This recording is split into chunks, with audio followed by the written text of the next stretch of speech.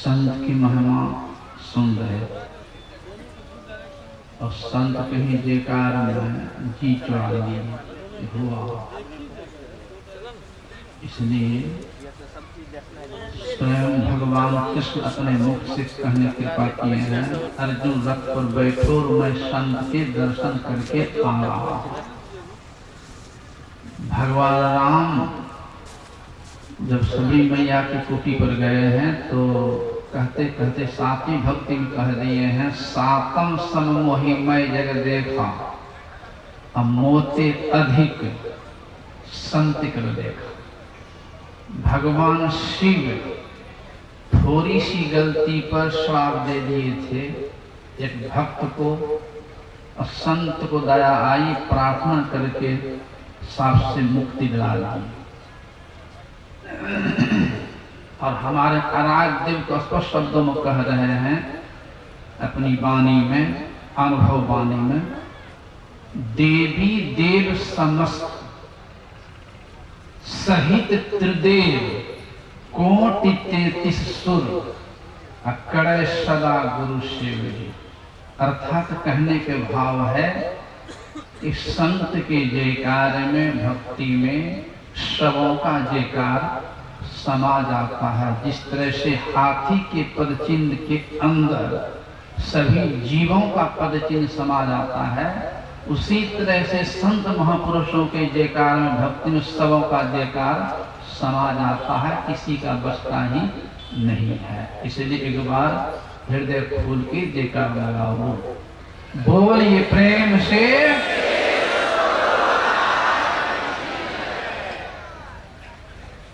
मंगल मूर्ति सद्गुरु मिलवे सर्वाधार।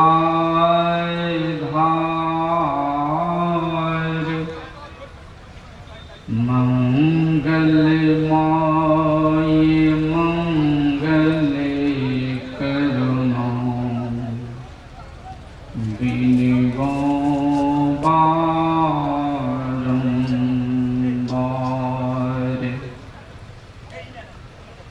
धन्य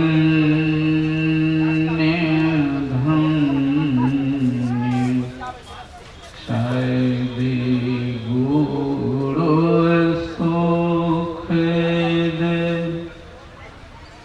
महिमा कही नो जाओ।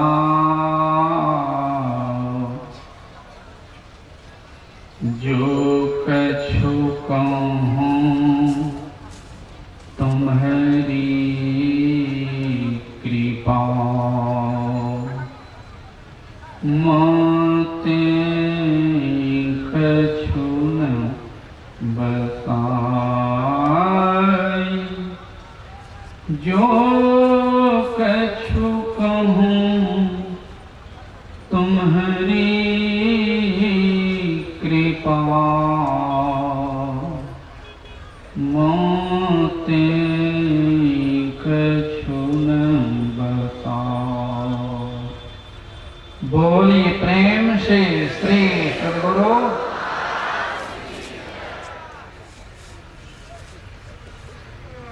पूज्यपाद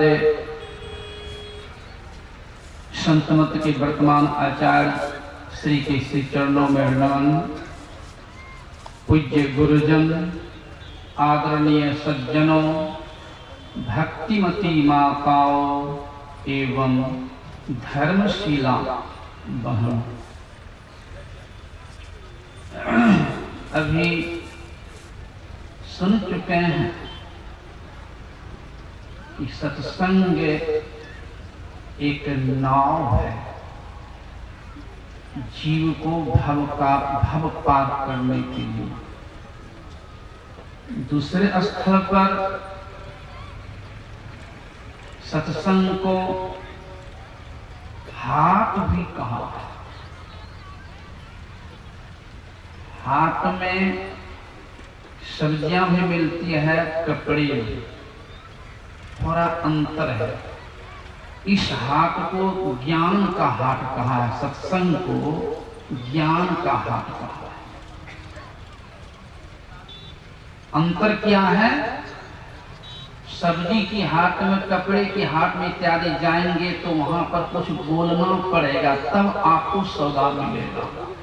और जिस हाट में आकर के बैठे हैं, इस हाट में मुंह को बंद रखेंगे तब सौदा मिलेगा। इस हाट में मुंह खोलेंगे, गप करेंगे, तब सौदा नहीं ले पाएंगे। इसलिए हाट में सुनने का महत्व है। तीसरे जगह इस हाट को यानी सत्संग को गंगा भी कहा है। चल सतगुरु के हाट, ये सतगुरु का हाथ है। चल सतगुरु के हाथ, ज्ञान बुद्धि लाइए। अभी सुन चुके हैं बुद्धि योग, वेद हमारा। चल सतगुरु के हाथ, ज्ञान बुद्धि लाइए, कर साहब से नेह परम पद पाइए। इसको इस जगह गंगा भी कहा, अंतर है। उस गंगा में जाएंगे आप, डुबकी लगाएंगे तो आपकी शरीर की सफाई होगी, मन की सफाई नहीं होगी। और इस गंगा में, सत्संग की गंगा में मन की सफाई होती है। अब मन की सफाई के कारण ही जीव मानव नहीं दानव से बदतर बनता जा रहा है। उस गंगा में प्रवेश करेंगे तब पी सकते हैं गंगा जाकर। लेकिन इस गंगा में आवाज जहां तक जा रही है वो दूर से भी पान कर सकते हैं। उस गंगा में प्रवेश करेंगे तब पान करेंगे उस जल को। इस गंगा में दूर से भी अगर मन को एकाग्र करेंगे तो जल को पान कर लेंगे। उस गंगा में शरीर की सफाई होती है और इस गंगा में मन की सफाई होती है। अब मने सब करने वाला है, मने सुनने देना सुनाने वाला भी है, और मने गपो करने वाला है, और मने दूधे पीने वाला है, और मने शराबो पिलाने वाला है, अब मने अंडो खिलाने वाला है, मने आमो खिलाने वाला है, अब मने नरको ले जाने वाला है, मने स्वर्गो ले जाने वाला है। सब करने वाला मन है। इसलिए यह गंगा मन को पवित्र करता है। भगवान बुद्ध भी कहा, मनो बंगमा धम्मा मनो सत्था मनोमया मनसा चेपा दुखे ना भाषति वा करोति वा ततो नंग दुख मन वेति चक्कन वा वहतु पदम। अगर कोई दूसरे मन से कर्म करता है, वचन बोलता है, खान पान है, उसके पीछे दुख वैसे दौड़ता है जैसे बैल के पीछे चक्का।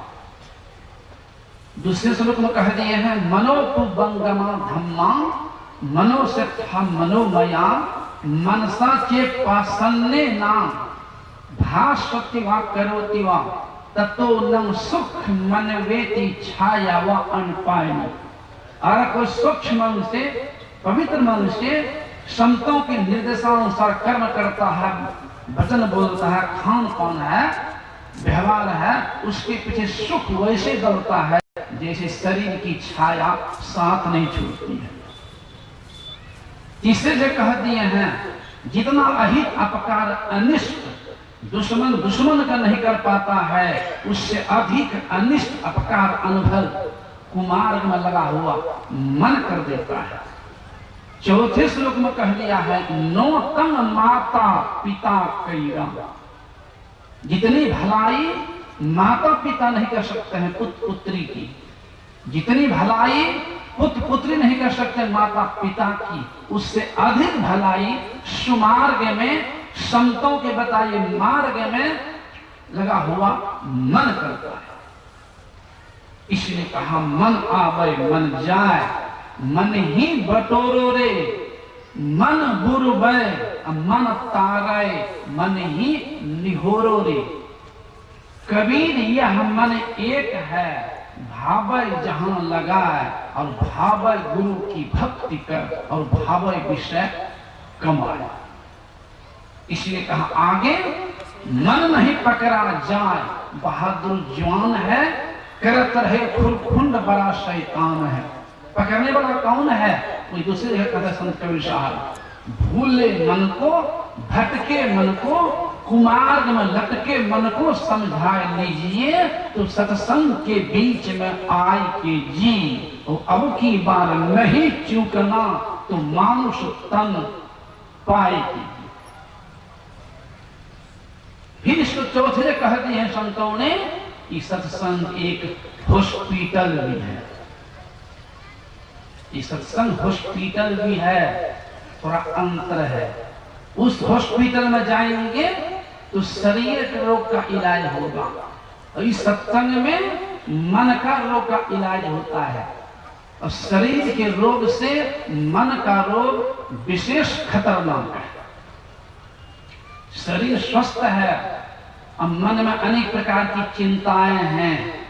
बेटी सियानी, पैसा नहीं शादी करने के, बेटा बीमार, इलाज के पैसा नहीं, उस पर केस मुकदमा, अनेक प्रकार के चिंतित हैं। शरीर स्वस्थ है, खुश नहीं रहेगा। लेकिन शरीर रोगी भी है और मन में किसी प्रकार चिंता नहीं है, तो खुश रह सकते हैं, खुश रह सकते हैं। इसलिए इस हॉस्पिटल में मन का रोग का इलाज है, उस हॉस्पिटल में तन का रोग का इलाज है। किस हॉस्पिटल में मन का रोग का इलाज है। इस सत्संग हॉस्पिटल है। सदगुरु महाराज महावैद्य डॉक्टर, और इनका जो ज्ञान है, इनकी जो वाणियां हैं, वही इनकी वाणियां ही दवाई टेबलेट।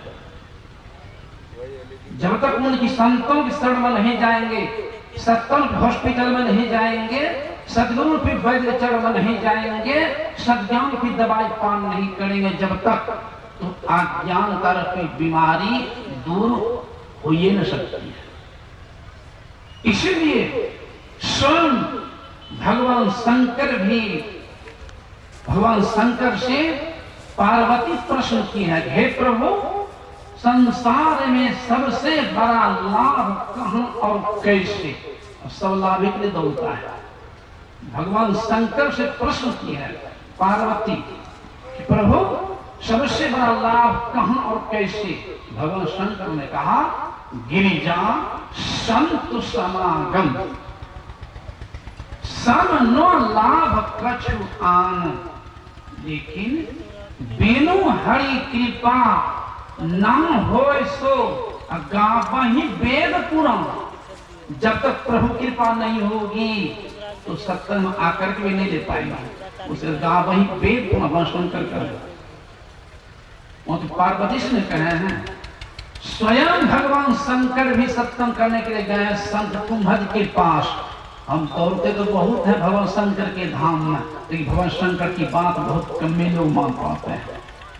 भगवान शंकर की बात बताने वाला है तो संत मत। भगवान शंकर स्वयं अगर मानसिक जानकार होंगे, थोड़ा सा याद आ जाएगी। वहां लिखते हैं, और आज की बात नहीं कह रहा हूं, वो लिख रहे हैं, जोग माही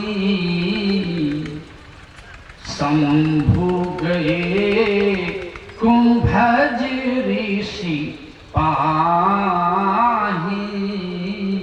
वो अकेले नहीं, संग सती जग जननी भवानी, पूजे ऋषि अखिलेश्वर जानी। राम कथा मुनि बरिय बखानी, सुनी महेश परम सुख मान। राम अवतार कर, केवल दासरथी राम नहीं, जिन्होंने धारण किया उनको बता रहे हैं। संत राम अवतार के बुद्धि मन बानी, मत हमारे असे सुनो भगवान। इसी को भगवान श्री राम जब गए हैं सबरी मैया के आश्रम पर, तो कह दिए हैं सबरी मैया से, सावधान सुनो और धरो मन माही। सुनने के लिए कह रहे हो सत्संग। विभीषण से कह दिए हैं, सुनो सखा कह कृपा निधाना।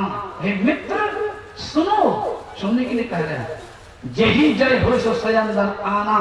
जिस रथ पर चढ़कर की विजय होती है रथ दूसरा है। उसे गुरुदेव कहते हैं, चलो चलो यही पथ, हाँ कर दृष्टिगत धनी सतगुरु बतलाए। फिर पुनः इसी को भगवान श्री राम ने प्रजा से सुनने के लिए कहे हैं, प्रजा को बुलाए हैं। और ऐसी बात नहीं कि भगवान कह रहे हैं कि मैं जो कहता हूं सुनो, अब करना हुई अच्छा लगे। एक बार रघुनाथ बुलाए, गुरु द्विज पूर्वा सिंह सब आए। बैठे गुरु द्विज बर मुनि सज्जन, अब बोले बचन भगत भय भंजन। आगे क्या कहने लगे कि सुनहु सकल पुर जन मामो बानी, कहून कछु ममता उर आनी। नहीं अनीति नहीं कछु प्रभुताई, सुनहु करहूं जो तुम ही सुहाई। भगवान ये नहीं कह रहे हैं कि जो मैं कह रहा हूं तुमको सुनना पड़ेगा। वो अनीत की बात नहीं कह रहा हूं, नीत की बात कह रहा हूं। वो अकल्याण की बात नहीं कह रहा हूं, जिसे कल्याण की बात कह रहा हूं। और जो ऐसी बात भी नहीं, जो कह रहा हूं करना पड़ेगा, शुभ नहीं। सुनो मन लगाकर करना वही जो अच्छा लगे। तो सुनने का तब नहीं ज्ञान होगा। कहां सुने? सुनने के लिए मिलता सिनेमा हॉलों में, कहां सुने? इसी भगवान कह रहे हैं, संत के शरण में सुनो, और संत से सुनो, क्योंकि भगवान स्वयं संत के शरण में गए हैं सुनने के लिए। इसलिए भगवान श्री कृष्ण भी अपने मुख से कहने की बात किए हैं संत के बारे में। जबकि महायोगेश्वर भगवान श्री कृष्ण की जन्मे लिए सुन चुके हैं। आगे जन्मे लिए थे, फाटक टूट गया था, माता अपना जेल से बाहर कर दिए थे, फाटक टूट गया। चले हैं जब आगे लेकर वसुदेव जी महाराज, नदी जमुना मैया बढ़ चुकी है। क्यों? प्रभु समझ गए मैया चरण लेना चाहती है, तो प्रभु भगवान श्री कृष्ण ऊपर से चरण लटका दिए। जैसे पानी में सटा जमुना फिर बैठे होना। ऐसे महापुरुष योगेश्वर भगवान श्री कृष्ण वे अपने मुख से कह रहे हैं कि ओधो मोही, धरती पर कौन प्यारा है मुझे? भगवान कृष्ण कह रहे हैं कि ओधो मोही संत सदा अति प्यारो, जाकी महिमा वेद उचारे। ओधो मोही संत सदा अति प्यारो। फिर आगे कहते हैं संत के लिए कि मेरे कारण छोर जगत की भोग पदार्थ सारे, मेरे कारण छोर जगत की भोग पदार्थ सारे। एक दिन नहीं, निस दिन ध्यान धरे हृदय में, बाहर नहीं कर रहे। निस दिन ध्यान धरे हृदय में, सब जग का जे विसारो। संत सदा अति प्यारो। फिर आगे कह रहे हैं कि मैं संतन के पीछे जाऊं, संत जहां करे बासा, मैं संतन के पीछे जाऊं, संत जहां करे बासा। चरण रज नित अंग लगाऊं, तो क्या संत के चरण रोज मिलेगा? यहाँ भाव है, यहाँ चरण से मतलब ज्ञान है। गुरुदेव भी कहा था नित्य पति सत्संग कर ले प्यारा, एक ही दिन से काम नहीं चलेगा। एक ही दिन पानी पी लेगा 6 महीने नहीं पिए काम चलेगा। एक दिन भोजन कर ले 6 महीने नहीं खाए काम चलेगा। इसी बराबर कह रहे हैं भगवान कृष्ण भी कह रहे हैं निष्दिन चरण, भगवान कह रहे वहां चरण के रज को लगाओ निष्दिन, एक दिन नहीं।